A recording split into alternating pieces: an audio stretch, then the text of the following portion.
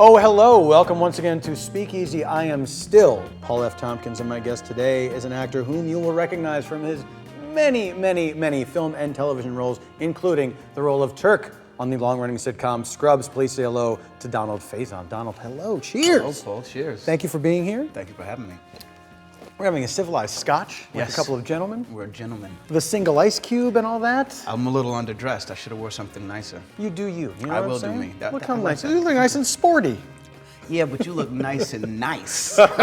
Period.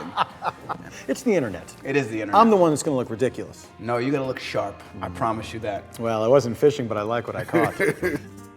You have started this new series called... Who Gets the Last Laugh? Right, and it's a prank show, but it's not a typical prank show. Yeah, it's a prank show where the comedians who come on compete against each other. They battle it out hidden camera style to find out who gets the last laugh. And at the end of the show, the audience votes for their favorite prank. And from that, they win the winner wins $10,000 donated to their charity. So these are celebrity prankers. Celebrity prankers. Are they pranking other celebrities? No, it's not punked. Right. So they're pranking They're just pranking regular just people? regular, random people, citizens on the street, so anybody can get it. Right. Yeah. Does that feel like it takes the sting out of the prank a little bit for the people who get pranked? Because like, oh, well, all right, you're famous. I don't know. I'm sure if provoked the right way, Chris Kattan could get hit upside the head by somebody. You know? Right. Now, you have Chris Kattan, you have Alan Thicke. Alan Thicke, Chris Kattan, Charlie Murphy, Andy Dick. Andy Dick. Yeah, that's where you wanted to get to. Yeah. Now, he can be a bit of a handful. Yeah, when Andy Dick is sober, he's a lot of fun. Right. When Andy Dick is not sober, it's a little scary. Yeah. I don't know if you've ever been on the receiving end of an I've Andy. seen both Andys. Okay, yeah. cool. Yeah. He once grabbed my dick in a club, but that was inebriated Andy Dick. Who's a different guy. Different dude. Sober Absolutely. Andy Dick shook my hand. That's right. Did he remember you? No. No, he didn't. He remembered my dick though. Oh, well, there you go. I was like, you don't remember me? He was like, no. I was like, well, hold on. And he was like, yeah. He never forgets a dick. No. And when does that premiere? It premiered already. Yeah. You'll have a chance to catch up. All right. You'll have Boy, a chance. boy. Every Tuesday at 10 o'clock on TBS, the show comes on. And who ultimately wins? The audience ultimately. Oh, yes. Yeah, we try to give the audience a lot of funny. Tell me about your other show. The other show's called The Exes. That premieres June 19th on TV Land. And it's Wayne Knight, Kristen Johnston. This guy, David Allen Beish, who's been around for a while. Oh, yes. And then Kelly Stables, who's also been around for a while. Yeah. It's wonderful to work with those people, especially Wayne and Kristen. You know, I loved Seinfeld, and I love Third Rock from the Sun. And just to work with those two, it's amazing. You want to talk about laugh whores? They're the ultimate laugh whores. Oh, really? Oh, yeah, they walk the strip for their laughs. They will do whatever they can to get that laugh. They walk the track. You could send them. If you were a pimp of laughter, you could send them on the track, and they'd go out and get it for you. Who among us doesn't dream of being a pimp of laughter? I dream of it every night. It's a good game. Do you feel like, because these guys are, you know, it's not like you are not a veteran yourself, but like a guy like Wayne Knight has been a character actor for years and years and years. Do you feel like that brings your game up when you're working with these guys? It definitely is a confidence booster. Yeah. You know what I mean? The fact that I can say I'm on the same show as those two is, you know, it's great for me personally. Right. It's a big, it's gas. It's like octane. You're being filled up with all of this confidence. So yeah, absolutely. And it's been on for a few seasons now. Yeah, we're going into our third season now, which is great. You're gonna make it to that magic 5? You know what? If we make it to 5, I think we'll have 7 episodes done for the audience. Look, the great thing about cable is that they're now, diving into sitcoms and television shows. The only problem is you do 10 a year. Right. 10 a whole year. Right. That's it. Because when you were on Scrubs, you were doing what? 22, 20? 24. That pays the bills. Yeah. Are you a guy that has a hard time with downtime? Yes. Yeah? I find things to do. My last downtime, I created a stop motion short called Black Stormtrooper. That'll consume some time. Yeah, and it took up pretty much all of my downtime. Yeah, because stop motion is how much? I mean, it takes like a day to maybe do 8 seconds yeah. of work. Yeah. It's painstaking. I mean, is that a thing that you've always loved, or was that just something like, I feel like doing something different? I've always loved it. Yeah, like the old Christmas specials and stuff like that? The California Raisin Christmas special, all of that stuff. I used to tape those and watch them over and over and over again. Forgot about the California Raisins. Remember that? Yeah. That's how I got into it. Seth Green, actually, is a buddy of mine, and he does Robot Chicken. Yep. He now has his own animation studio called Stupid Buddy, and I intern there now. Whenever I'm not working, I go there and, you know. Are you you're actually doing the figures and everything? Or you? I make the figures, yeah. Wow. Yeah, in the puppet department. I help make the figures, I should say. Wow. But you're learning more every day. Absolutely. Yeah. The great thing about it is I get to also talk to animators, and that's really all I want to do is learn from them. Yeah. And they'll teach me a few things. They've taught me a few things, I should say. Were you creative like that as a kid? Did you always like to kind of build things and make things? Was that? No. My mom put me in an after-school program, and that's how it happened. She really? Put me in and I remember fighting her. We're doing what? And I got there, and some kid bought all of his Star Wars action figures and was animating them. And I was like, oh, this is the spot to be at. I was like, I wanted to play basketball, but forget that. I get to play with Luke Skywalker. I think I'm gonna make a movie about Lando. Like, that's my ideas went crazy. Wow. How old were you at the time? 9. Yeah. Wow. Yeah. A whole new world. A dazzling place I never knew. Don't you dare shut your eyes.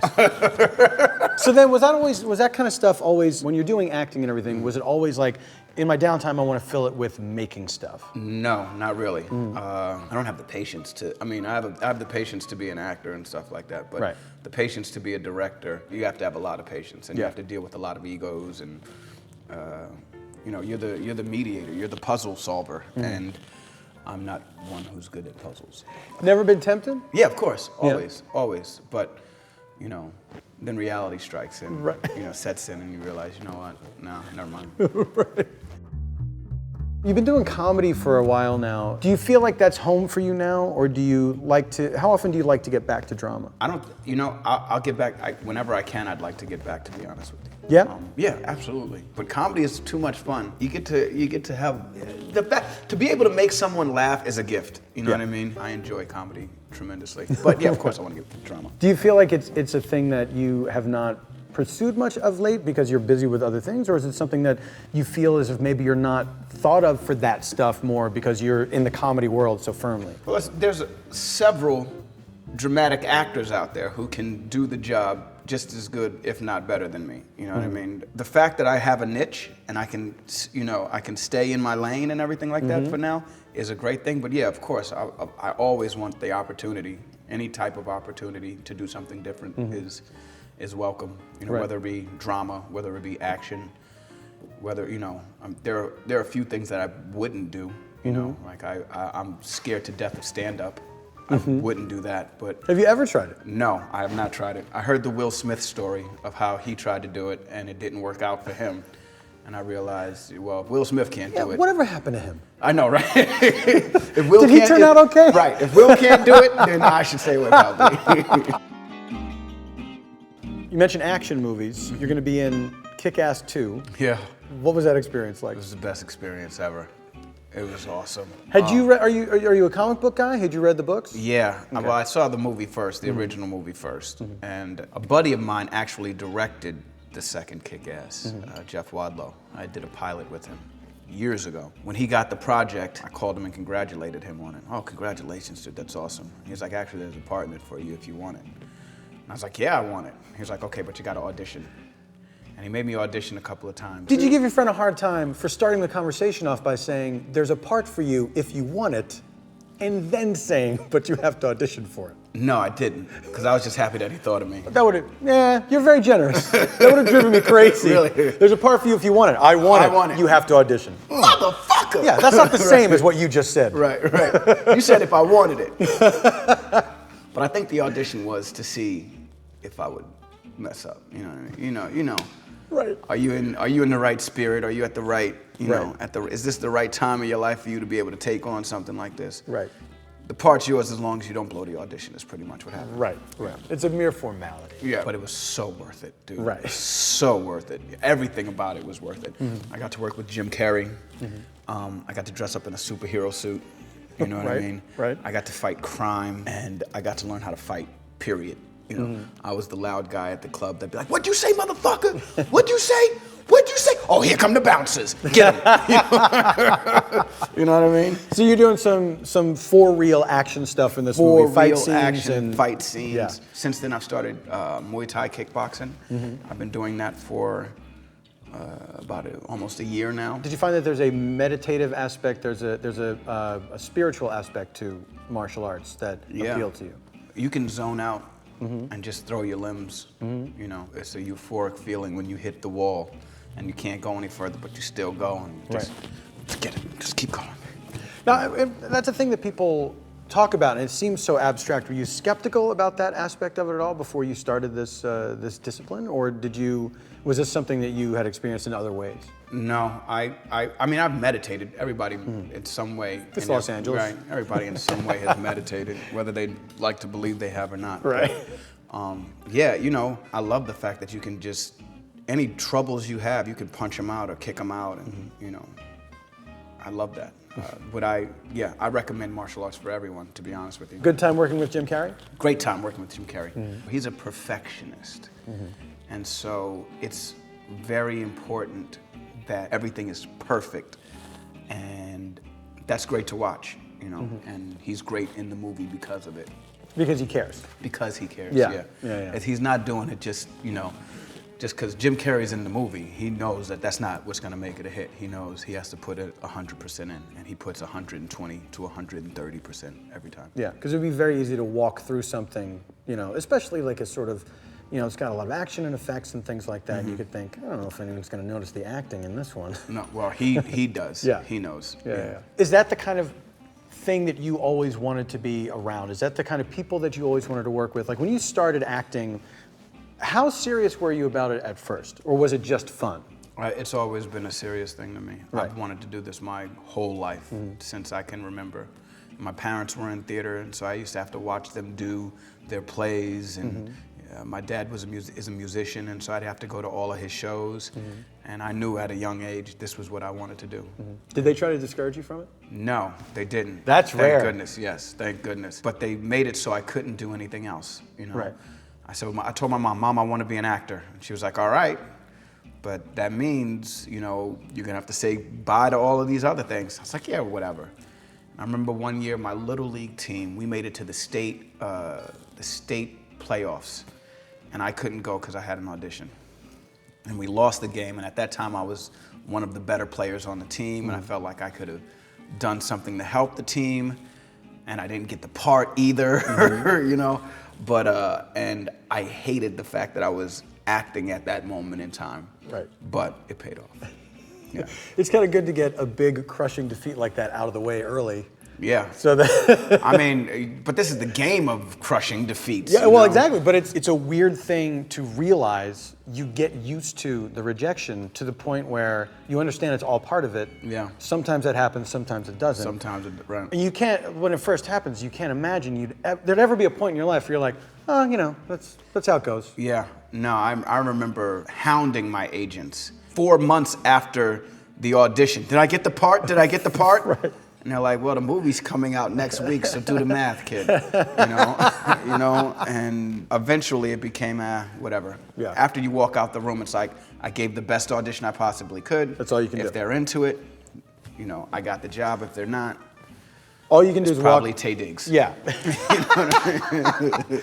Actually, we got to wrap this up because Tay Diggs is coming in. Oh, well, I know. It's cool. Don't worry about it. This is, I'll see you later. great to meet you. I want to say Donald Faison. Faison. I know what you're thinking, Mekhi Phifer. No, no. It's not, I'm not Mekhi, no. Kickass 2 comes out when? August 16th. August 16th. Yeah. Big summer release. Big summer release. I saw Iron Man yesterday. I love that movie. So you were part of the multi-billion-dollar opening that Iron Man had. Yes. I gave them my 750 twice. That's right. Have you seen it twice already? Twice in the same day. Something wrong with me. Did you take any of your kids to see this movie? I did not. I took my wife the first time, and I went by myself the second time. More enjoyable first or second time? Both.